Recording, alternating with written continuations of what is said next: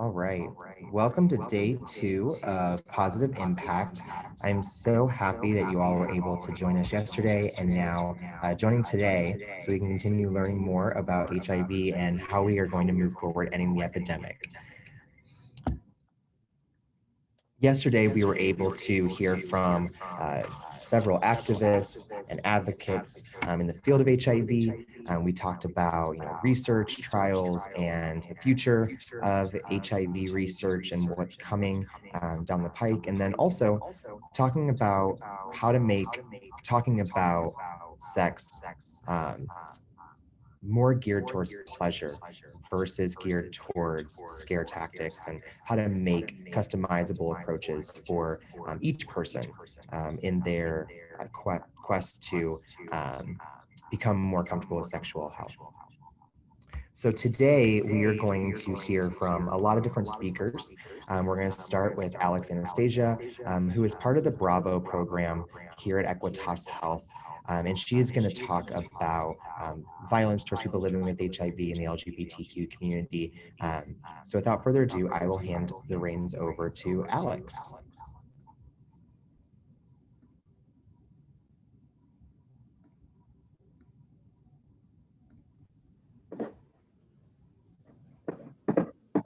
Maddie, can you hear? I can, yes.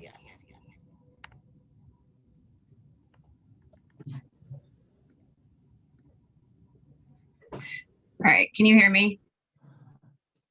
Yes. Okay, perfect. Sorry, it tried to close out when you handed the controls over to me, so I don't know what we're doing.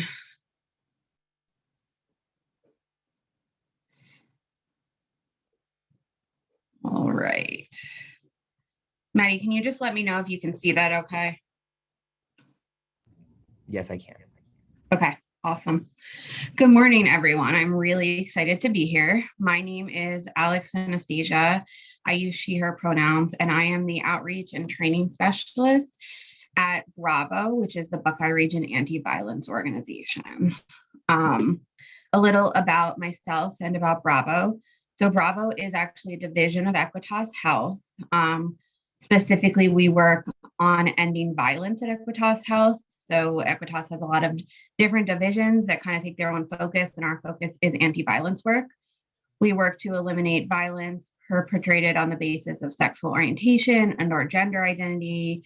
We work on domestic violence or interpersonal violence or relationship violence, sexual assault. We work through prevention, through education, through advocacy, through violence documentation, and through various survivor services, both within and on behalf of the LGBTQ communities. Our main office is located in Columbus, Ohio, where we do have an office situated in Dayton, and we do work with folks throughout Ohio, as well as into areas of Kentucky and West Virginia. And our Bravo advocates, and I'll put this up again at the end if anyone's interested, can be reached Monday through Friday from 9 a.m. to 7 p.m. We can be reached on our helpline 3 different ways. So we have a phone we can be reached at. You can text our helpline, and that will send you to a secure chat line, or you can enter a secure chat via our website. If you go to our website, a little chat box will pop up in the bottom right corner. If anyone needs to ever contact us on off hours, if it's an emergency, we recommend calling a 24/7 helpline, but if it's not an emergency, you can always leave a message and we will get back to you. A little about myself. So I joined the Equitas and Bravo teams just over a year ago. I joined right as the pandemic started. So I have been working from home up until a few weeks ago. We went back from the office. That was an odd experience. And I have a background in women's and gender studies. I've done both my academic work in women's and gender studies, and I've also worked at a couple other human rights nonprofit organizations, but I'm really excited to be here today. So when we're talking about violence and the LGBTQ community and folks living with HIV, we really need to start from the point of talking about intersectionality. I wanted to start here because the only way to talk about these things and to talk about how these communities intersect and stigma and violence intersects is to talk about intersectionality. So intersectionality is the idea that all people exist at the intersections of various social and political categories, and that utilizing this analytical framework is necessary to fully understand the ways oppression and privilege impact individuals and communities. So when we say this, I really like this visual because I think intersectionality feels like such a big concept. And so I was trying to find a visual that made it a little more, I guess, easy to understand, because I'm a very visual learner. Visuals really help me.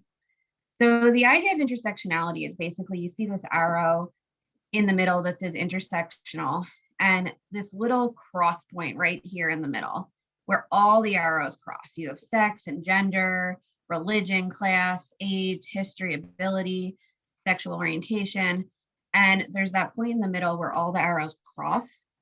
That point is what we want to always be thinking about when we're thinking intersectionally. So when we talk about thinking through an intersectional framework, what we're really talking about is remembering that that point exists, that that point is important, that we can't think about oppression or stigma or hate or violence or marginalization or privilege without thinking of the point that crosses, because all of us have various factors that intersect, and we can't be one thing and not the other.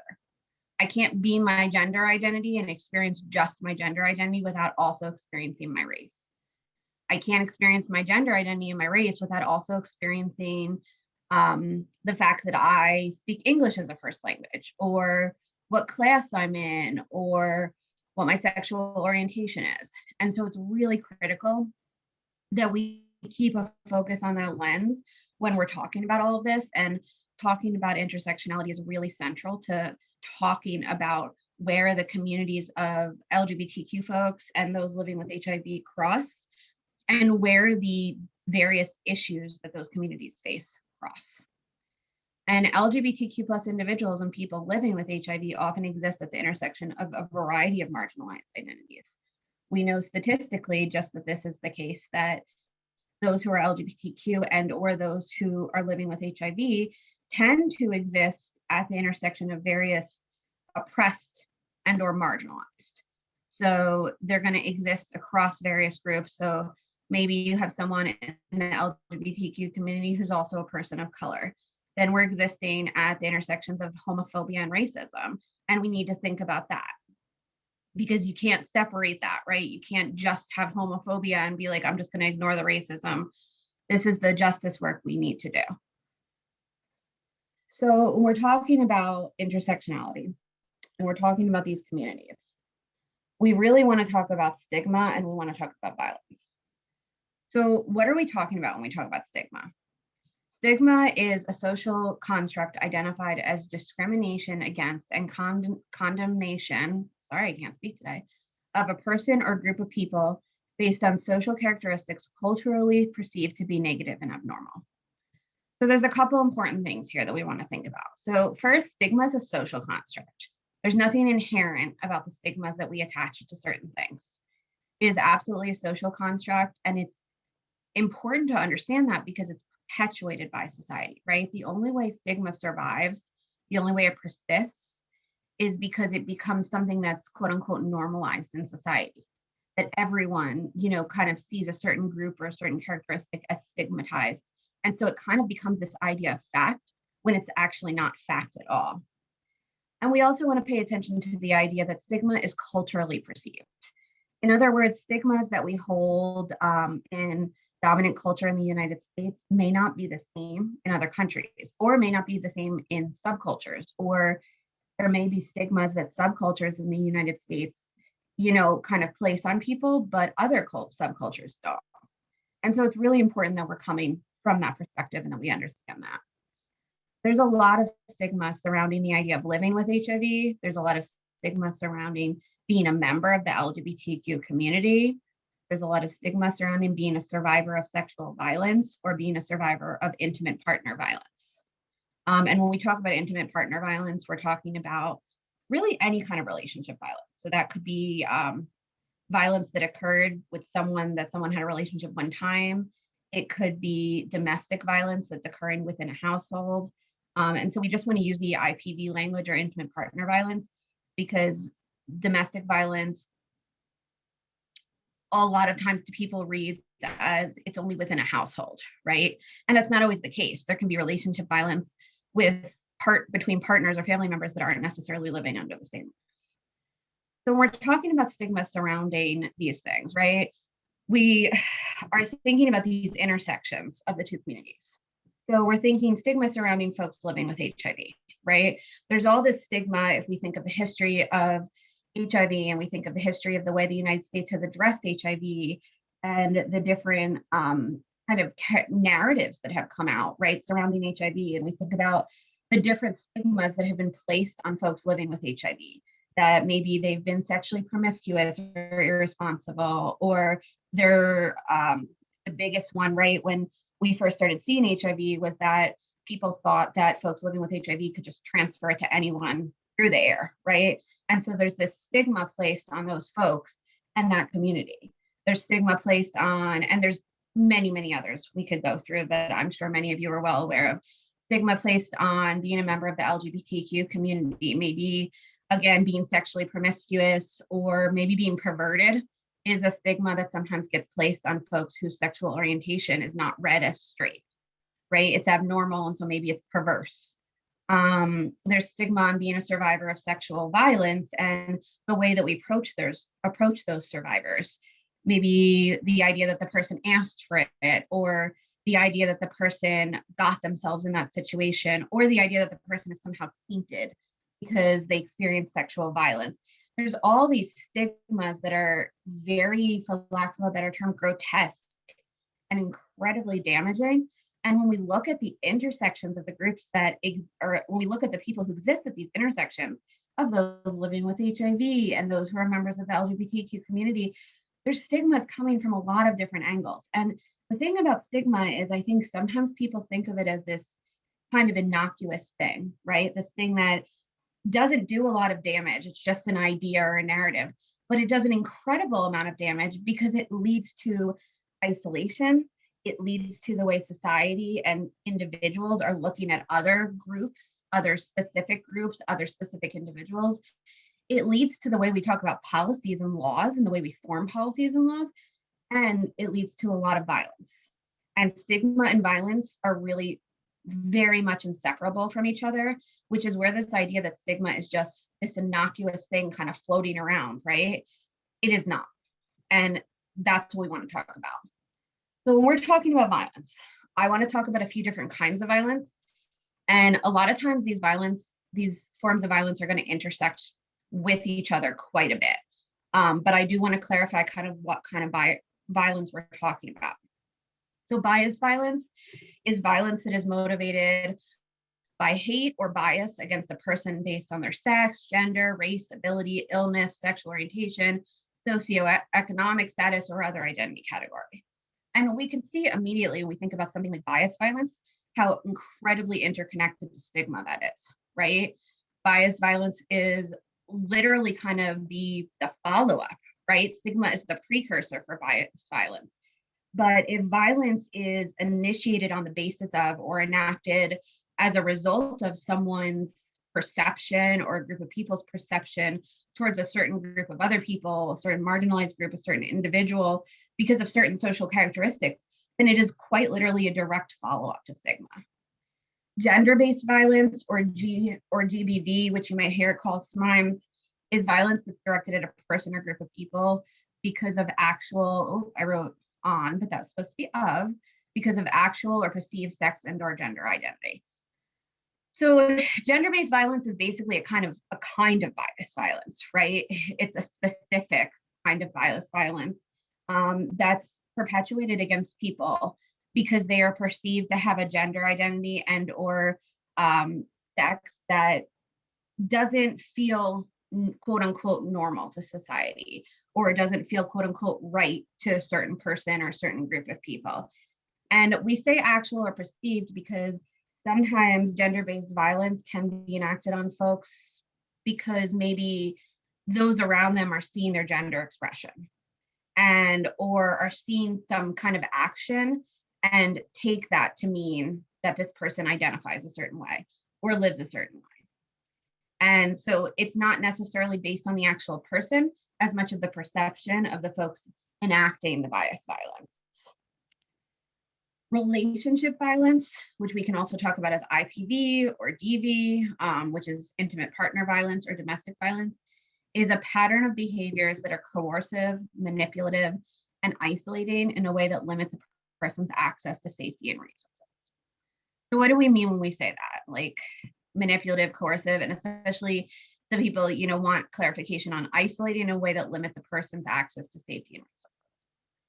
So we do a lot of work around relationship violence and intimate partner violence. And when we're talking about this, what we're really talking about is that relationship violence is about power and control. And in order for a perpetrator or an abuser to have that power and control, there's going to be some form of isolation in a way that limits a person's access to things. Sometimes some things that we see or notice, or some concrete examples of that, maybe a person's access to money is limited.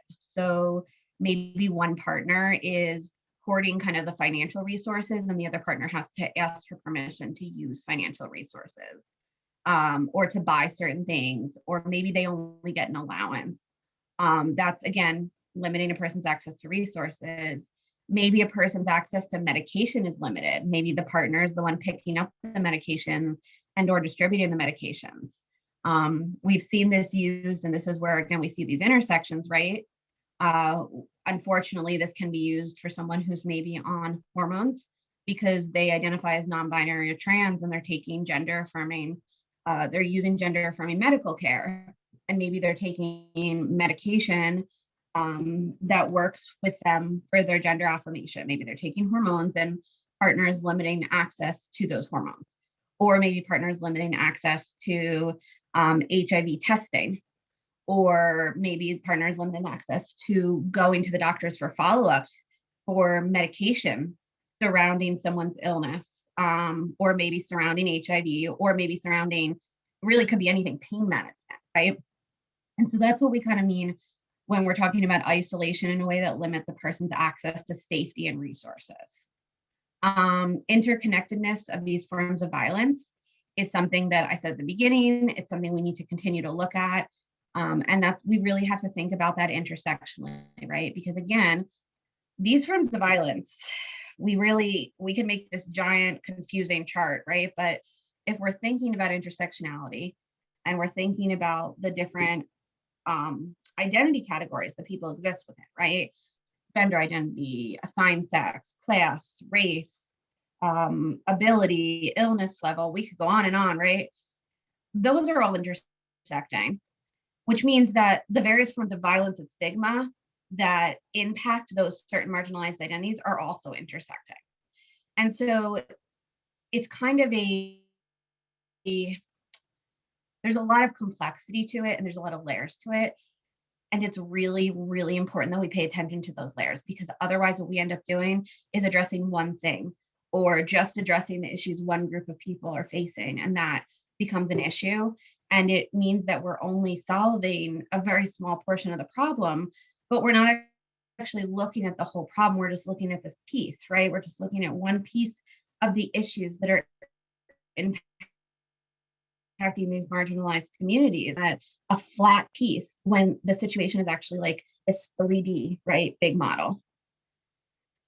All right, so I want to show a video that is folks talking about their experiences with sexual violence and sexual assault. I do want to give a heads up that the video does talk in detail about folks' experiences. And so if you would like to step away from your computer or mute your computer or just leave the presentation, I encourage everyone to do what they need to do to take care of themselves. I don't want anyone to watch this video if they don't feel safe doing so. The video is just under 6 minutes, so if you should choose to step away, if you can try to come back here in about 6 minutes, then we'll be moving on from the video.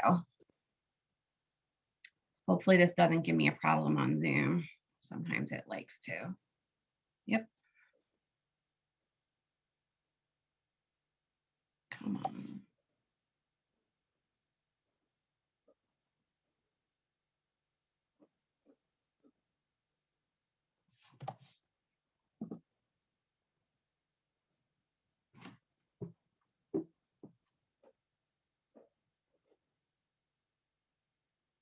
I'm gonna try one more thing here.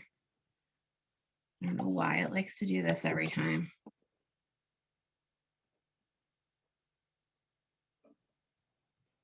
Okay, let's see if it'll just let me share my sound. I'm gonna try to share it a different way.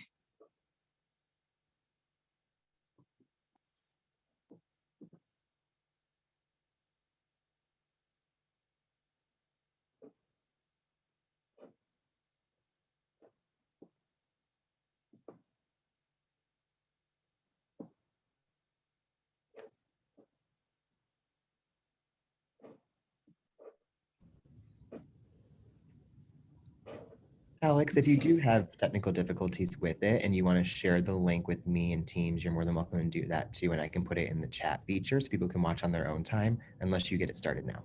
Okay. Can you see that or no? If not, we're gonna do what you just said. Yep, I can see it. Okay, are you able to hear it?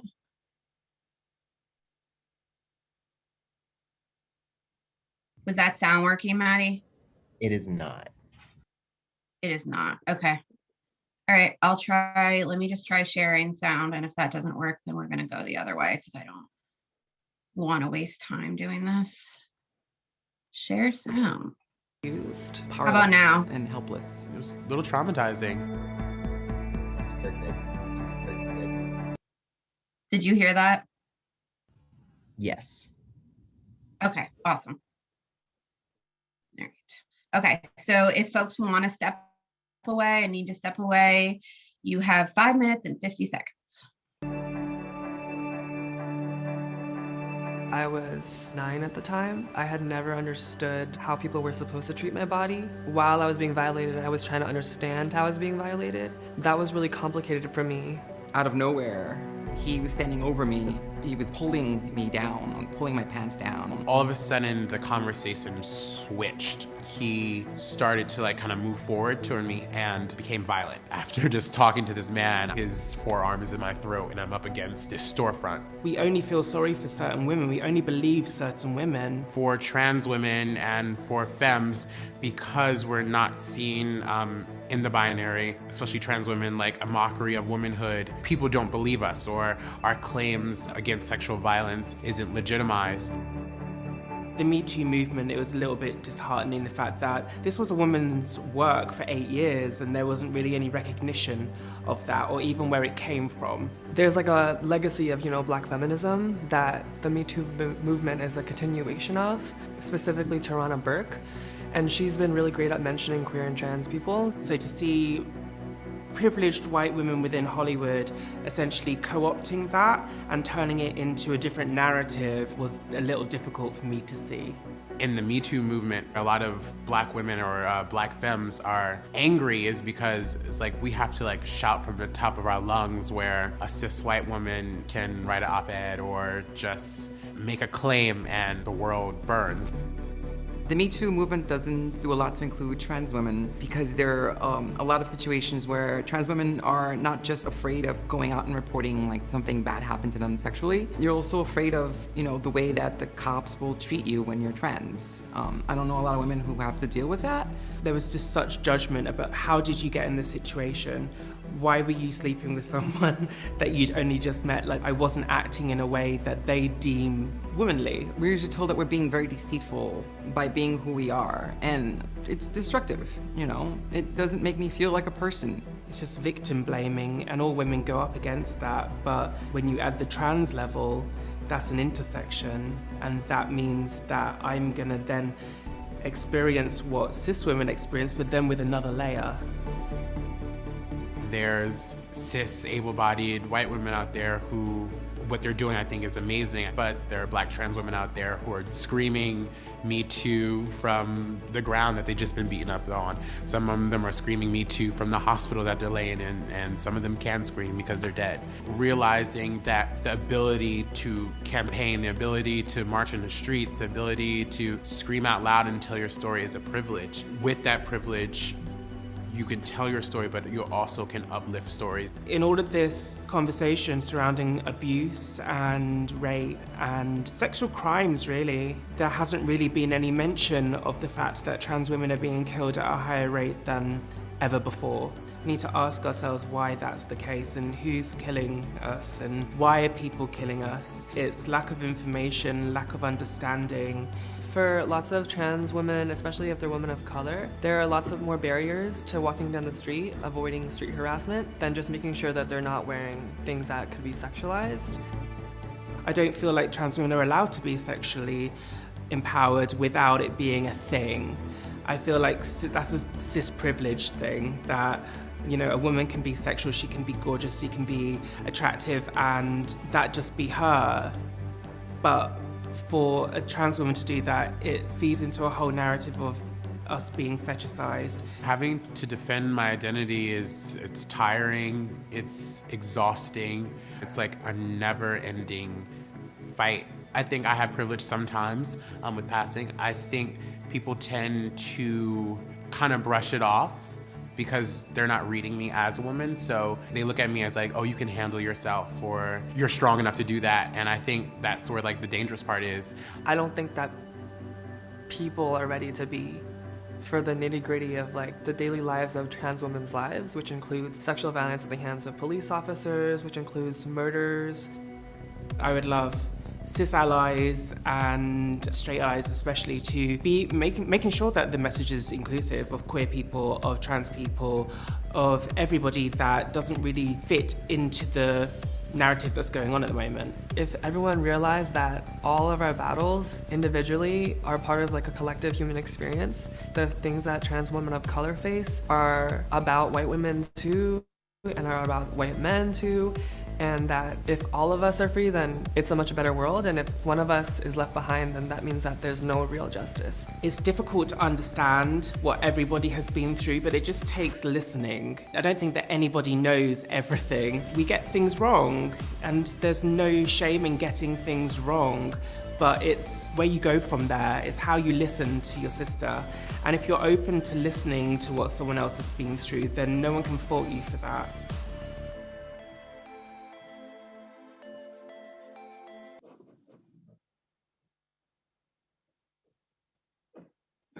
Let me.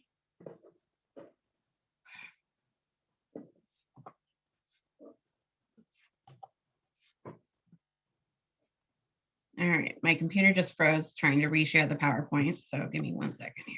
Okay. Hopefully you all can see the PowerPoint. If someone can just yell at me if you can't see the PowerPoint, otherwise I'll assume you can.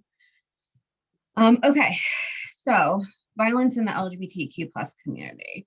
This video talked a lot about, these intersections, right, of violence. And we're going to talk a bit about this, but trans women of color, and they did mention this in the video, are disproportionately impacted by violence. And there we see those intersections, right, of, and they even directly said it, right, being a trans person and being a person of color, intersections that are often made more difficult. And we're going to talk a little bit more about this in a couple slides as well, by the fact that like a trans person isn't always the first person that wants to call police, right? They may be misgendered. Police will sometimes refuse to use the correct pronouns or the correct name for someone because of what legal documentation says, or because of how the police perceive the situation. And people of color are not the first people to call police either, right? Like we have this history of violence among both these communities with law enforcement.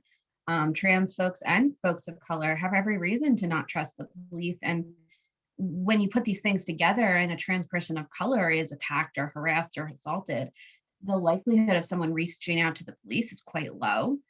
And unfortunately, there are issues when they do sometimes. And so we really need to think about the way these things intersect. And you can think about that too with medical care, right? A trans person of color, again, being trans, you're dealing with a lot of different issues of stigma and bias and uncomfortable and inappropriate treatment from the medical community. Maybe it's being misgendered. Maybe it's medical care providers not understanding your gender identity and not respecting it, not validating it. Maybe it's someone who is living with HIV, having medical care providers, again, not understand, or promoting, further perpetuating different stigmas, medical care providers who are, acting seemingly innocent, but maybe are taking extra steps for the person living with HIV to protect themselves, even though they're not at risk to contract it, right? But we have these ideas and these notions and these things that have so taken hold in our society. And unfortunately, medical care providers are not exempt from this.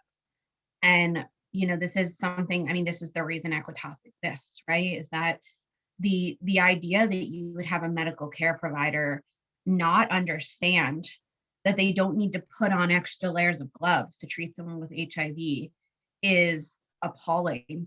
And it further promotes all these stigmas, which again turn into violence. And so we really need to kind of, what's the right word here? We need to listen to these things. We need to hear these things. We need to see these things, and we need to understand the intersections. And so you talk about law enforcement and these different groups trying to deal with law enforcement, or medical care providers. And we talked about gender identity, and we talked about folks living with HIV. And again, if you're talking about trans women of color or LGBTQ folks of color, the history of folks of color in the medical community, right? And the different issues and biases that they face. So again, there's a lot of things that, put these barriers up. We're going to talk a little bit more about barriers to actually getting the services that folks need, because it's not, just some person on the street, right, that holds these stigmas, perpetuates these stigmas. Sometimes it's the very care providing organizations that are supposed to be, helping folks and assisting folks. And again, this is why we need to do these interventions and talk about this. So LGBT plus communities report disproportionate discrimination, harassment, and violence. LGBTQ plus people are 4 times more likely than those who do not identify as members of the LGBTQ community to experience violence, including sexual assault. 4 times more likely. Nearly 1 in 5 hate crimes is motivated specifically by anti-LGBTQ violence. Higher rates of violence are experienced by folks of color, trans individuals, and individuals with disabilities within the LGBTQ community. And again, we see these intersections, right? Being a person of color and a member of the LGBTQ community, being a trans person and being a person with a disability, and maybe either being gay or being trans or being non-binary or being both, right? These intersections are there. And they're always at the forefront of all the things we're thinking about and talking about. And these statistics, right, are most likely much higher than what we actually know. So when we say nearly 1 in 5 hate crimes, or 4 times more likely to experience violence, nearly 1 in 5 hate crimes is an example. The idea that nearly 1 in 5 hate crimes is motivated by anti-LGBTQ violence, it's probably higher for a couple of reasons. One, there are many, many, many crimes that go unreported. And it's more likely that an assault of any sort, sexual or violence or physical, will go unreported by someone in a member of a marginalized community because they don't want to deal with the stigma and the backlash they're going to get from reporting it, right? Or they're scared of receiving any kind of backlash from trying to report, or receiving maybe, kind of a lecture from law enforcement when they report it. So one, they're vastly underreported. And the other reason they're underreported is because when we report these things, right, not everyone is going to record what is actually a hate crime as a hate crime. So it might be motivated by anti-LGBTQ violence, but perhaps it just gets reported as an assault. Or maybe it gets reported as even something like a robbery or a mugging, but perhaps it is actually motivated by anti-LGBTQ violence. And so unfortunately, these numbers are probably much higher than what we have, but these are the numbers we do have. Overall, LGBTQ plus individuals are less likely, and I already alluded to this, to reach out to and engage with social services, healthcare providers, mental health professionals, and law enforcement. for all the reasons we just talked about. LGBT community and sexual and relationship violence. So intimate partner violence, right? The CDC found that 44% of lesbians and 61% of bisexual women and 35% of straight women reported having experienced rape, physical violence, and or stalking by an intimate partner. We know for sure that these statistics are higher for all these groups because we know when we've done studies how many assaults do not get reported. But it is important to note these numbers and note the discrepancy, right? That we have 44% of lesbian women as compared to 35% of straight women. And most startling, we have 61% of bisexual women as compared to 35% of straight women and 44% of lesbian women. There's a reason for this, which is that a lot of times what kind of goes untalked about or unnoticed, and we're trying to change this, is that bisexual folks face this backlash both from within the community and from outside the community. There's a lot of kind of ideas about what being bi means, that someone can't really be bi. So folks within the community may say, you know, they're trying to be something they're not, or they're trying to fit in with the rest of society. Folks from outside the community saying the similar narrative in the reverse. And the other thing that unfortunately occurs is something called corrective rape or corrective sexual assault. What corrective rape is it's the idea that someone's sexual orientation can be altered based on specific sexual experiences. This is completely false, but it unfortunately is something that we see, and it's something that a lot of times for bisexual women may be a scenario where maybe for bisexual women, you know, she is assaulted by a man who says, like, you just need the right man, right? And then you won't be bi anymore, you'll be straight. And so unfortunately, corrective assault and corrective rape, we do see disproportionately impact bi women and lesbian women, but especially bi women, because of the idea that, right, they're already kind of quote unquote undecided in someone's mind. Again, very false narratives, very problematic narratives, hateful narratives. But these are the narratives that are unfortunately perpetuating some of these ideas and some of these assaults.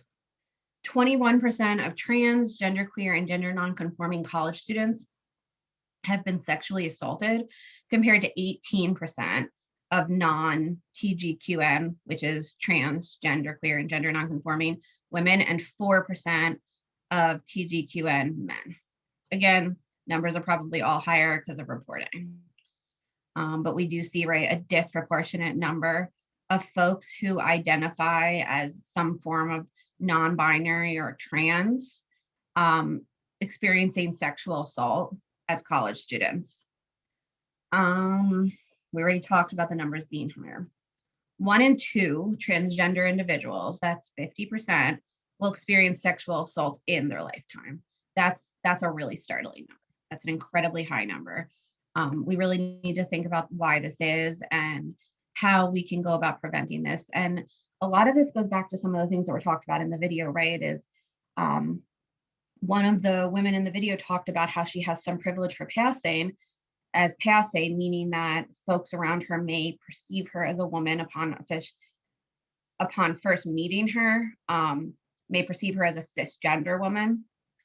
And unfortunately, you know, sometimes sexual assaults result because someone goes out on a date or hits on someone and I don't really like that phrase. I sound like I live in the 60s all of a sudden, but I can't think of a different phrase. Ask someone to go out with them and finds out that they're trans. And the reaction is actually violence. Because there's feelings of, you know, who does this make me? What does this say about my gender and my sexual orientation and my assigned sex if I'm attracted to a trans person? Again, all incredibly problematic narratives that unfortunately can result in violence, or in the least can kind of result in these oral confrontations. Increased lethality during the coming out process is an issue for trans folks. So unfortunately, we do see that there's an increased likelihood for lethality, so an increased likelihood of dying while trans folks are in the process of coming out. This is for a variety of reasons. Unfortunately, what we found with studies is that folks who are trans experience a lot of backlash and violence from family members when they're in the coming out process. Family is not always a safe place to be. Or folks are in the process of coming out, and so perhaps they present as more androgynous than they did before, or more androgynous just to other folks in society because that's how they're comfortable. And so their gender expression is making those around them react. Again, I should rephrase that. Their gender expression is not making folks around them. Folks around them are reacting to their gender expression. No one's making anyone do anything except the person perpetrating violence. And so there's a lot of different reasons, and we could talk about this for a while, why there's increased lethality during the coming out process, but unfortunately, this is something we see. And there's higher reports for trans women of color, specifically Black trans women. We've had a lot of Black trans women killed this year alone, and it's startling and it's astonishing and it's horrendous. And we need to talk about why that is. And we also need to talk about the fact that we probably don't even know many of the deaths that have occurred, because a lot of times the deaths for trans folks are not reported as the murder of a trans person because law enforcement doesn't record the person as the gender that they actually are, instead records based on medical records or legal documentation. There's a whole series of reasons why folks' legal documentation may not match their name or their gender marker. And unfortunately, the recording of this means that we don't actually know the numbers. What we do know is what we talked about before, which is, there's a increased risk of lethality for being Black. There's a increased risk of lethality for being trans. And again, those intersections, really increase that. And it's startling. And again, we can go back to when we're talking about all of this, we really can go back to talking about stigma and how this all starts at stigma, right? This violence, these various forms of violence, whether it's hate violence, sexual violence, bias violence, intimate partner violence, or violence faced or police violence, right? It all starts with this stigma, and there are various other layers there, especially when we're talking about police violence. But this stigma is what allows certain forms of violence and certain forms of hate and ideas that create this hate to be normalized within our society or to be normalized among a group of people. So one of the issues we see, and I alluded to this before and started talking about this, when we're talking about the intersections of, folks living with HIV and folks in the LGBTQ community, is that there's a lot of barriers to service for survivors of violence. Stigma, fear, shame. Again, we go back to the stigma, right? This idea of like, what is it going to say about me, or what are people going to say about me if I report having been assaulted or harassed or having experienced violence? Fear of backlash, fear that community members are going to be upset because of the way you're representing the community. We find sometimes that folks maybe in the LGBTQ community, maybe they don't want to report violence because it was done by someone else within the LGBTQ community. And so they don't want to perpetuate the idea that, there's something problematic about the community, even though, right, that's not what it's doing and that's incorrect. There's this fear of what others are reading from this. There's this fear of backlash. There's this fear of not being believed. Varied messages regarding acceptance and stigma based on community, religion, and family values that can impact the safety. So maybe reporting will cause you to be outed, which goes to the next point. And so you're afraid that if you're outed as living with HIV, or you're outed as being a member of the LGBTQ community, that your family is going to find out, and you're not safe if they do, or you're not safe if the place you work finds out or your friends find out. So there's a fear of being outed by reporting, right? And there's stigma and backlash faced from specific subcultures and communities. Perhaps the religion someone belongs to isn't going to be accepting, or they're worried it's not going to be accepting if they find out this person's status as a member of one or both of these marginalized communities, or family, or community in general. Legal name and gender marker. So legal name and gender marker can be a huge barrier to seeking services for folks. If someone's legal name and gender marker are not the same, they don't match. So maybe their name and their gender marker are different than what's on their ID, whether it be birth certificate, driver's license, passport, any other form of ID, right? There's various reasons why people don't necessarily have their gender marker and their name legally changed. One, it costs money, and depending on where you live, it can cost quite a bit of money. It's a process, so you have to go through a legal process to get both your gender marker and your name changed. In a lot of places, I know in Ohio, for the most part, it varies by county, but changing your legal name and gender marker is two separate processes. And so you have to go through different processes, you have to pay different fees. It's costly, it's time consuming. In a lot of cases, you have to have notes from therapists or doctors, which is invalidating, demoralizing, degrading, or can cause fear for someone that a doctor or therapist is going to reject giving them these notes. Or you may hit bumps while trying to change your name or gender marker.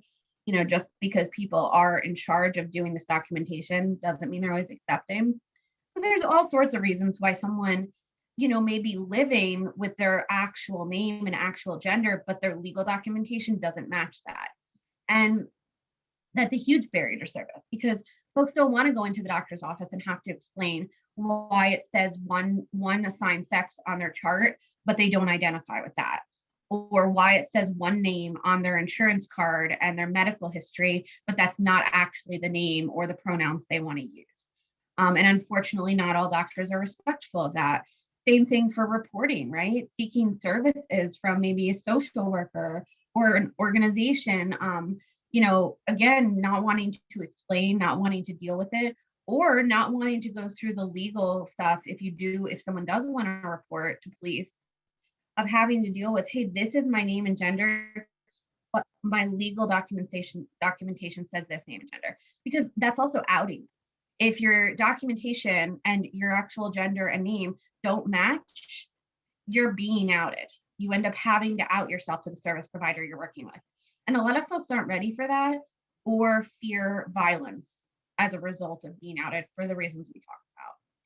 Limited understanding of LGBTQ practices and or best practices for care for people living with HIV on the part of service providers. We kind of talked about that a bit already, so I won't go too far into detail. But again, that goes back to this idea, right? Not all service providers are aware of how to appropriately, respectfully work with the LGBTQ community and or folks living with HIV, whether they be medical or other service providers. Inappropriate housing or harassment violence from program participants. So when we think of something like housing in this scenario, we're thinking of somewhere like sheltering for someone trying to get away from a domestic violence situation, or maybe someone who's houseless who needs sheltering, right? And being placed in a section of maybe a shelter that isn't for their gender, right? Because someone saw their legal documentation or is perceiving it. Or going into maybe a shelter that is predominantly, cisgender women and facing harassment because you're not being perceived that way. So maybe it's not even that you're being placed with a gender you don't match with, but it could also be other program participants reacting poorly. And this is a lot of the work that Bravo does, is to work with service providers, so those shelters that do this work, to figure out, like, how do we deal with this? Because the last thing we want to do is put someone in an area that is with folks that don't match their gender and that they're not comfortable or they're not safe in. And we certainly don't want to have folks remove themselves or be removed because other program participants are not comfortable with their being there. And so that can be a huge issue. And then the justice system, accessing the justice system, lack of legal protections, fear of being outed, fear and or distrust of law enforcement or the systems themselves. These are all legitimate concerns for communities of color, for those living with HIV, for those who are members of the LGBTQ community. Okay, so I just talked a lot and spat a lot at you. So we do have some time, and I'm going to keep this slide up while I talk, just so that if folks do want information. So very quickly, before I start taking any questions or we have any discussion, Bravo, again, is a division of Equitas. So if you forget who we are and you need us, feel free to reach out to someone at Equitas and they can connect you with us. We work specifically with survivors of violence or those who are dealing with hate or bias or sexual violence. We have free and confidential services. They're completely free, working on IPV, sexual violence, hate and bias violence. And you can be someone who is currently experiencing these things or someone who needs assistance who previously experienced this thing. We do get those questions a bit from folks who say, you know, I got out of an abusive relationship or I was sexually assaulted.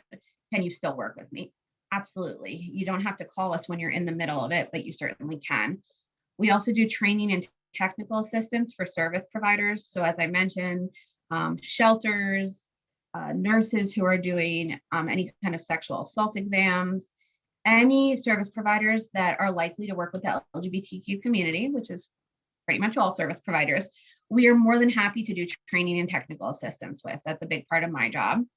If you want to contact us, there's our social, there's our website, and that chat I mentioned, that's the website address you're going to go to. The chat is confidential. There's a way to erase it. It will erase from your history once your chat is closed. If you're chatting us on the website, the webpage has to be closed. You can always email us. This is our main email address, and I also put my email address on the right side. This phone number, the 614, is the main office phone number, but our helpline information is on this right side here. So this is our helpline phone number, free, our text phone number for helpline, and our chat. And now I can't see the chat, but I think Maddie can. So if there's any questions, you can let me know if you want to type questions or comments or concerns into the chat. And I'd also love if folks have any questions or commentary and they want to unmute themselves. Thank you, Alex. Can you hear me okay? I can. Excellent. I just wanted to thank you. And a lot of people in the chat are also thanking you for sharing this information. It's really crucial. And I think that we often leave intimate partner violence and domestic violence out of the conversation when we're talking about the LGBTQ community, but more specifically, folks living with HIV and the harm that it still causes because of that stigma and because of just all of the bias that we see in the world. So myself and some other folks in the chat just wanted to thank you for that. And there is a question here. Knowing that you are Ohio-based, are they correct to assume assistance is within Ohio only? Not necessarily. So my answer to that would be if someone wants to reach out, they can. We kind of do this on a case-by-case basis, and sometimes that does mean connecting you to local resources in that state or connecting the person, but we will absolutely speak with you and figure out where to go from there or speak with whoever would like help. But we're not a national helpline. We are Ohio-based, but we're absolutely willing to talk to whoever, and then we'll figure it out from there with you. We're not just going to be like, you're not in Ohio, so go away. So please feel free to call us. Yeah, there's still a lot that you could talk through to provide support, whether it is maybe referring to a national hotline or something like you said in that person's area. Especially when you're in situations that you need assistance, sometimes you can't process everything on your right then and there. So you need someone to help and talk through that to put you in the right direction. So I really appreciate that question. We do have someone that raised their hand. So I'm going to go ahead, Francesca, I'm going to unmute you to see if you want to ask your question. You should be able to unmute now. My question is this, and it's an observation as well.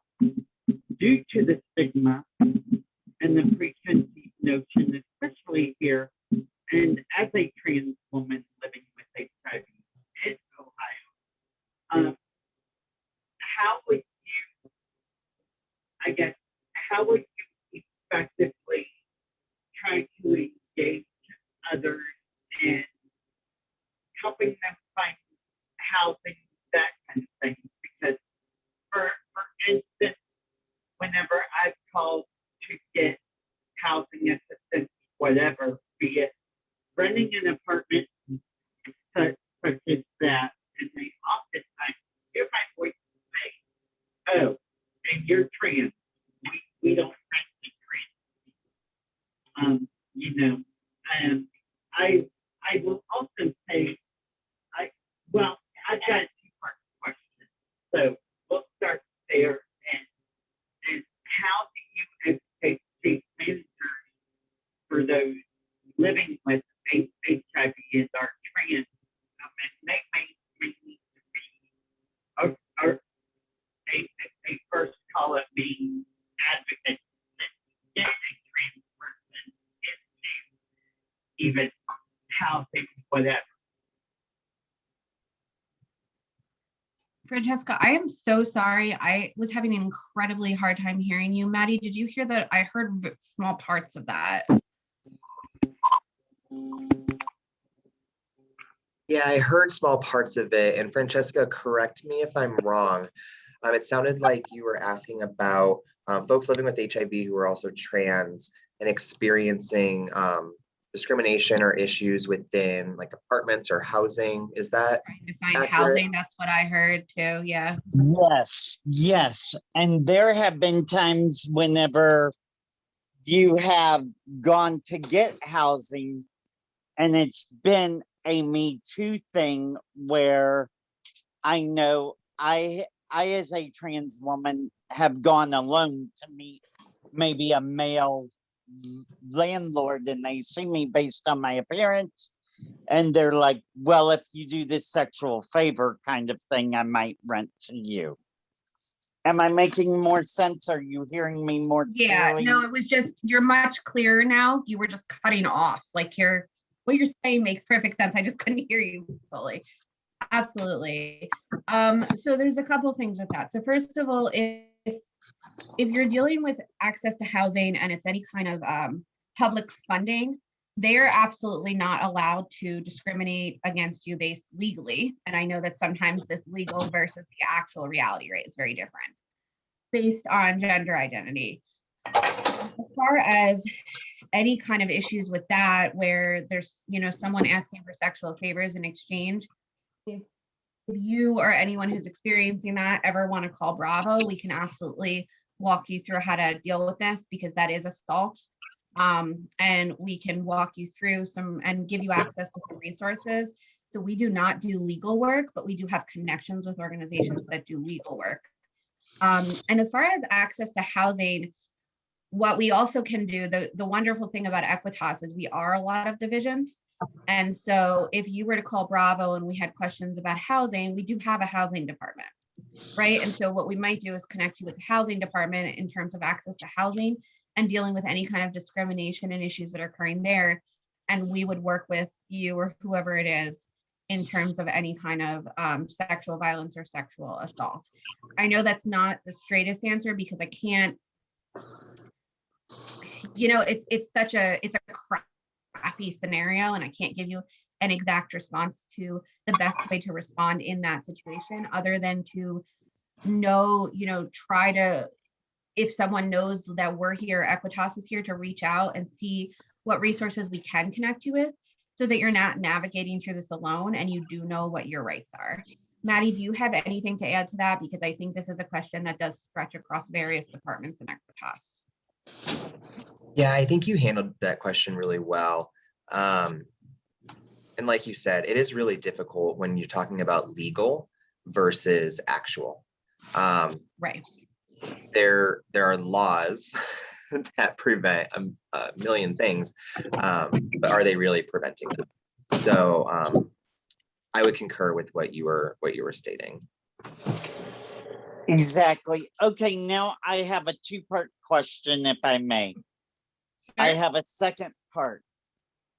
Okay, as someone who has called Bravo in the past, and I'm going to be very, very transparent, and this is not on you, this is on previous people who were there, but as someone who experienced in my trans identity having a bad experience with Bravo how would you convince me to try Bravo ever again if I were in a violent situation, that kind of thing? Because I have called, and the last time I called was maybe 5 years ago, and had a really negative experience with Bravo. It isn't your fault, but I am saying it from the point of trans people, because once we've had a negative experience, and we tend not to give another experience or give a second No, chance. and I completely appreciate that, and I fully appreciate your transparency, and I don't blame you in the least for saying, you know, why would you want to call back to an organization where you've had a negative experience, and it's specifically because of an aspect of your identity. So I can't speak to the specific situation because I don't know it. What I can tell you is that if this was 5 or so years ago, Bravo has radically changed. In terms of, we're pretty much all new staff at this point from that point. And we are doing our best to make sure that we move forward in productive ways, especially when we do get this kind of feedback. We are also integrated into Equitas, which we were not before. This is a new integration. We joined with Equitas just in the last couple of years. So I can't, on a personal level, I'm not going to sit here and tell you everything will be totally fine with any person and any organization you call, because people are all individuals.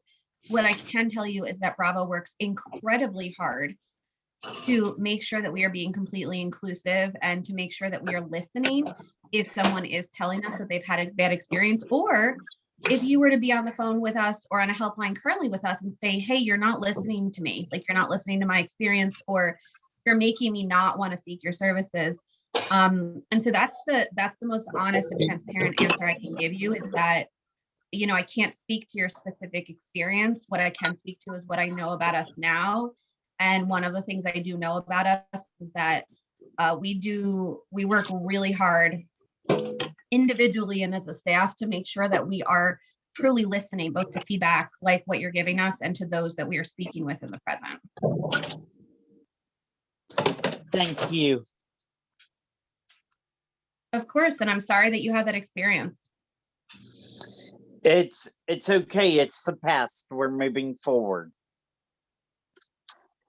Well, thank you, Francesca, for sharing that. And thank you, Alex, for your presentation today and sharing all this crucial information that we can make sure to include when we're talking about ending the HIV epidemic. Because if we can't end violence in the LGBTQ community, which is the community most affected by HIV, then we're not going to be able to end the epidemic. So thank you again. If anyone has any additional questions for Alex, you can find their speaker profile, which you send a message on there, it'll go directly to their email, and then you can communicate, or the email for Bravo is directly on the screen. So info@bravo-ohio.org, or you can find them on social media, and that way you can reach out directly if you have questions, or go online and chat, which is much easier. So again, thank you. I put a note in the chat if anyone is seeking CEs for this or any session at Positive Impact. If you go to the homepage of Positive Impact in the Whova app, you can locate a link for the feedback survey that will then include information about your licensure requirements and information and feedback about every session that you attended within Positive Impact if you attended additional sessions. So you only need to fill that out once at the end of today. So we have about 10 minutes until the exhibitor sessions open. So feel free, take a break, take care of yourself, and we will check back in around 11. We do have our presenting sponsor, Gilead Sciences, who will have their opening session. And that way you can check out their session, as we have Eve as well, and Positive Peers. Thank you, and thanks, Alex. Thanks, Maddie.